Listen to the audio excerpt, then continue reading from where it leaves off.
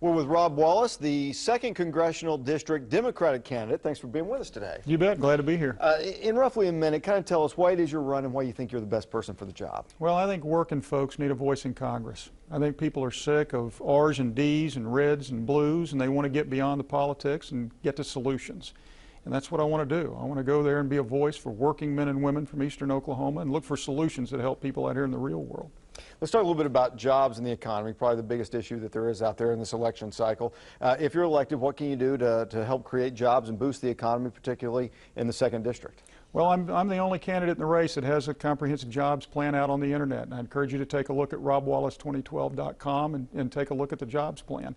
It talks about the need to help small business be comfortable again expanding their payrolls. It talks about the use of water as a resource and protecting that resource in eastern Oklahoma to keep it here, to keep it here in quantity, and to keep it here clean so that it can be used to create manufacturing jobs here. It talks about making sure we're providing opportunities for our veterans that are coming home from war, that they have an opportunity to find a job right here in the district. It talks about the use of those personnel resources and those natural resources that we have here as a basis to draw manufacturing jobs here. Let's talk a little bit about health care reform. Obviously, the U.S. Supreme Court upheld the Health Care Reform Act. If you get elected, what do you think should happen with health care? Well, you know, there are good things about that bill and there are bad things about that bill. I've got a 22-year-old son that has coverage because of that bill. I've got a 15-year-old daughter with a pre-existing condition that's going to be able to continue to have coverage as a result of the products in that bill. It's a bill, though, that I think was devised in the wrong direction. We went to big business and big insurance companies and said, what do you need?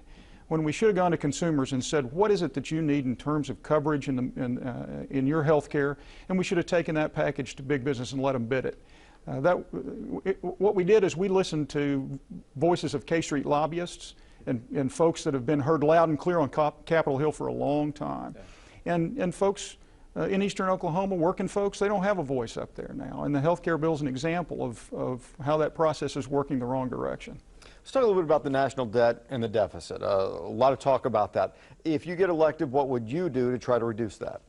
Well, there are a number of things that we can do in health care, for instance. We've got to bring health care inflation under control. One of the biggest items adding to the debt right now is the cost of inflation in health care and Medicare. If we can bring the health care inflation rate more in line with the inflation rate in the rest of the economy, we're going to take care of the problems with Medicare and Medicaid to a large extent, and we're going to put a big dent in the deficit. We've also got to get spending under control in other areas of the budget. I think we need a faster, more flexible, more technology-oriented fighting force. We need to make sure that the military is still the strongest and best equipped on the planet, but yet we need to make sure that it's also flexible and meets the need that we have on the battlefield. We need to be listening to the generals to determine what that is. So there's areas to be cut there as well. Let's talk a little bit about Social Security. With each election cycle, we get a little closer to Social Security running out of money. What would you do to protect Social Security and make it viable? You know, I try to lead a principled life, and my mama taught me this principle: when you make a promise, you keep it. We made a promise to our seniors in the form of Social Security and Medicare, and we need to work hard to keep those promises. We've got to maintain those programs for the people that have paid into them for their entire lives. Those are not entitlement programs, those are insurance programs, and they're programs that people have purchased over their working lives, and we've got to keep those promises. We've got to work hard to make sure there's longevity in those programs as well. I'm against privatization of Social Security. I'm against voucherization of Medicare.